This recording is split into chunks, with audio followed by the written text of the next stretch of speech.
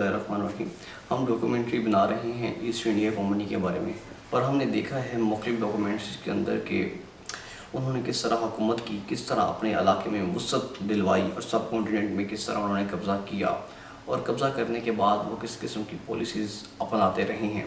جو آج کی ہماری ڈاکومنٹری ہے، آج ہم بات کریں گے کہ انہوں نے برصغیر کے وسائل کو، برصغیر کے منرلز کو، معدنیات کو یا ان کے پیسے کو کس طرح لوٹا اور برصغیر کے لوگوں کے ساتھ کیسا رویہ اختیار کیا۔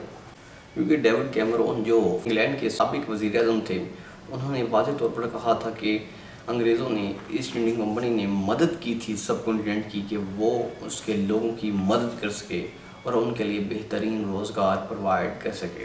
جب ہم دیکھتے ہیں کہ کیا وہ باتیں سچ کر رہے تھے، تاریخ کے تناظر میں مختلف قسم کے محققین کے بارے میں جانیں گے کہ وہ اپنی کیا رائے دیتے ہیں، جیسے کہ جیکسن ہٹسن جو اپنے آرٹیکل میں لکھتے رہتے ہیں اور حکومت برٹشرز پر، انگلینڈ کی حکومت پر تنقید کرتے رہتے ہیں کہ انہوں نے برا رویہ اختیار کیا سب کانٹیننٹ کی عوام کے ساتھ۔ اور ششی تھرور جو انڈیا کے ایک ہسٹورین ہیں، رائٹر ہیں، وہ اپنی کتاب میں بتاتے ہیں کہ 44 ٹریلین ڈالرز کس طرح انگلینڈ نے چرائے برصغیر سے۔ یہ حال ہم دیکھیں گے۔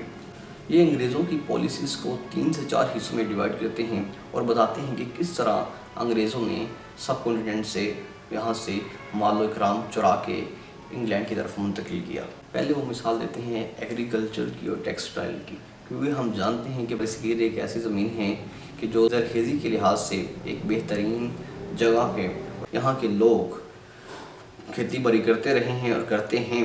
انگریزوں نے اس چیز سے فائدہ اٹھایا اور چاول، گندم اور مختلف قسم کی کپاس کی فصل یا روئی کی فصل یہاں سے برآمد کرتے، یہاں سے خریدتے کم داموں پر اور سیل کرتے پوری بین الاقوامی سطح پر۔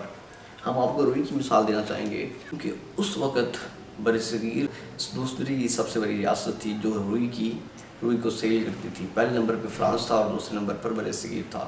تو انگریزوں نے قبضہ کرنے کے بعد وہ سارا کاروبار اپنے ہاتھوں میں لے لیا اور دنیا میں روئی کی سیل شروع کر دی، اور فارمر سے، کسانوں سے کم قیمت پر خریدتے اور عالمی مارکیٹ میں وسیع زر مبادلہ حاصل کرتے۔ یہ ان کی ایک پالیسی تھی کہ وہ کس طرح برصغیر کی عوام سے پیسے لوٹ رہے تھے۔ دوسری اس کی پالیسی ماہرین ششی تھرور اپنی کتاب میں دیتے ہیں، وہ یہ کہتے ہیں کہ ٹیکسیشن کے ذریعے، کیونکہ ہر علاقوں میں انہوں نے اپنے نمائندے مقرر کیے ہوئے تھے، اور نمائندے کا کام یہ تھا کہ وہ عوام سے ایک مخصوص رقم کلیکٹ کرے، حاصل کرے، کہ اگر وہ دکاندار دکان چلا رہا ہے اس کی ذمہ داری ہے کہ اس نے اتنا ٹیکس دینا ہے، اگر کوئی کاروبار کر رہا ہے، کوئی تاجر ہے، اس کی ذمہ داری ہے کہ اس نے فلاں مقدار میں ٹیکس دینا ہے ہر اشیاء پر۔ اس ٹیکس کے ذریعے بھی وہ برصغیر کی عوام کو لوٹ رہے تھے۔ تیسرا جو ذریعہ تھا وہ یہ تھا کہ پاکستان، برصغیر اور بنگلہ دیش جیسے ممالک جسے ہم برصغیر کہتے ہیں، وہ معدنی لحاظ سے وسیع ممالک ہیں۔ یہاں پر آئرن اور لوہا، تانبا، گولڈ کے وسیع معدنیات موجود ہیں اور تھے بھی۔ تو انگریزوں نے اس بات سے فائدہ اٹھاتے ہوئے وہاں سے نکالا لوہا، چاندی، سونا، جس قدر ہو سکتا تھا انہوں نے نکالا، اپنے ملک کی طرف منتقل کیا، پھر عالمی مارکیٹ میں اسے سیل بیچتے رہے۔ یہ ہے تیسرا ذریعہ۔ اور چوتھا ذریعہ جو ماہرین بتاتے ہیں وہ یہ ہے کہ انہوں نے حکم جاری کیا انگریزوں نے کہ اگر کوئی پروڈکٹ، اگر کوئی اشیاء انگریزوں کی برصغیر میں آ کر سیل ہونا چاہ رہی، مطلب اگر کوئی کمپنی اپنی پروڈکٹ، اپنی اشیاء برصغیر میں سیل کرنا چاہ رہا ہے، کوئی کمپنی سیل کرنا چاہ رہی ہے، تو اس کے ساتھ اسے یہ واضح طور پر بتایا جاتا تھا کہ آپ نے اگر برصغیر کی عوام کو کوئی چیز بیچنی ہے تو آپ کرنسی کے بدلے نہیں بیچیں گے، یعنی کہ ان سے آپ رقم نہیں لیں گے کہ ہمیں اتنے روپے دے دو، اتنے پیسے دے دو، آپ سونے یا چاندی میں لیں گے۔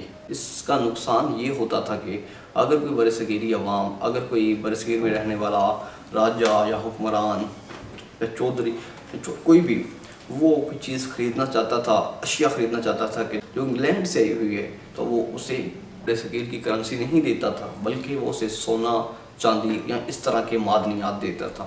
ان کی 4 پالیسیز تھی جس کی وجہ سے انگریزوں نے برصغیر کو بہت حد تک لوٹا، اور اتنا لوٹا کہ جتنا لوٹا جا سکتا تھا۔ میں دو آپ کو مثالیں دینا چاہوں گا. اگر آپ جیکسن ہڈسن جو انگریز ہیں، اگر آپ ان کے آرٹیکل پڑھیں، وہ بتاتے ہیں کہ 44.6 ٹریلین ڈالرز انگریزوں نے یہاں سے لوٹ کر برصغیر کی طرف منتقل کیے.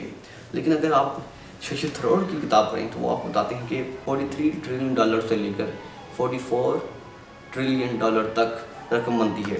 اگر ہم آج کے تناظر میں دیکھیں گے یہ کتنی بڑی رقم ہے. جیکسن ہڈسن کہتے ہیں کہ اگر انگلینڈ کی آج کے دور میں 17 سال کی اکنامی اکٹھی کر لی جائے، 17 سال کا بجٹ GDP اکٹھی کر لی جائے، تو پھر جا کے رقم بنتی ہے 44 ٹریلین ڈالر. یعنی کہ اتنی وسیع پیمانے پر، اتنے بڑے پیمانے پر کرپشن کی تھی، اتنے بڑے پیمانے پر انہوں نے زر مبادلہ یہاں سے لوٹ کر انگلینڈ کی طرف اپنے ملک میں منتقل کیا. یہ وہ ہے کہ جو انہوں نے صرف برصغیر سے لوٹا ہے. یا چائنا کے ساتھ وہ ڈیل کرتے رہے ہیں، وہاں پر نشاور چیزیں بیچتے رہے ہیں، افیون بیچتے رہے ہیں، یا ہانگ کانگ پر قبضہ کرنے کے بعد وہاں سے تجارت کرتے رہے ہیں. یہ اس سے الگ ہے، ہم اس پہ بھی بات کریں گے. لیکن ہم نے پوری ڈاکومنٹریز میں بتایا کہ کس طرح ایسٹ انڈیا کمپنی نے یہاں پر قبضہ کیا اور پھر حکمرانی کا راج کیسے برقرار رکھا، اور رکھنے کے بعد وہ کس طرح مال و اسباب یہاں سے لوٹ کر، برصغیر سے لوٹ کر انگریزوں کی طرف انگلینڈ میں منتقل کرتے رہے. یہ ہم نے پوری ڈاکومنٹری بنائی ہے، اور ہم نے اپنے پاس سے کچھ نہیں کہا. ہم نے مختلف کتب کا حوالہ دیا ہے، اور ان کتب میں ہی یہ بات لکھی ہوئی ہیں، اور ان سے ہی مستعار لے کر ہم نے آپ تک یہ باتیں پہنچائی ہیں. ہم امید کرتے ہیں کہ آپ کو یہ ہماری ڈاکومنٹریز پسند آئی ہوں گی جو ہم نے ایسٹ انڈیا کمپنی کے اوپر بنائی ہیں. اور اس کے ساتھ ساتھ ہم شروع کر رہے ہیں پولیٹیکل انسٹیبلٹی ان پاکستان. آخر پاکستان میں پولیٹیکل سیاسی کشمکش کی کیا وجوہات ہیں کہ پاکستان آئے روز مختلف قسم کی مشکلات کا سامنا کرتا رہتا ہے. جو مرڈر آف ہسٹری جو کے عبدالعزیز نے لکھی، یا پاکستان ہارڈ کنٹری جو اینٹونی لیونٹ نے لکھی، ان دو کتابوں کے حوالے کے ساتھ آپ کے سامنے پیش کریں گے، اور آپ خود فیصلہ کریں گے اور سلیوشن پیش کریں گے، حل پیش کریں گے کہ پاکستان کس طرح اپنی مشکلات پر قابو پا سکتا ہے. ہم جلدی وہ ڈاکومنٹریز آپ کے سامنے پیش کریں گے، اور ہم امید کرتے ہیں کہ آپ کو یہ ہماری ڈاکومنٹریز پسند آ رہی ہوں گی اور آپ ہمارے چینل کو پسند کر رہے ہوں گے. لہٰذا اپنے چینل سروے آف ہسٹری کو لائک، سبسکرائب اور شیئر کرنا مت بھولیے گا. شکریہ.